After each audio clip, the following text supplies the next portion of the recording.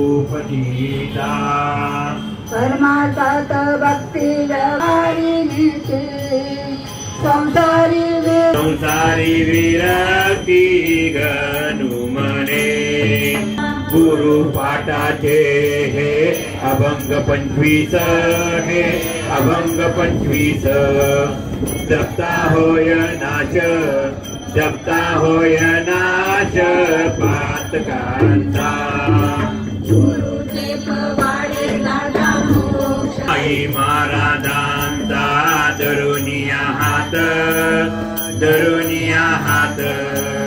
तराववापीत बुडू नका आईच्या होते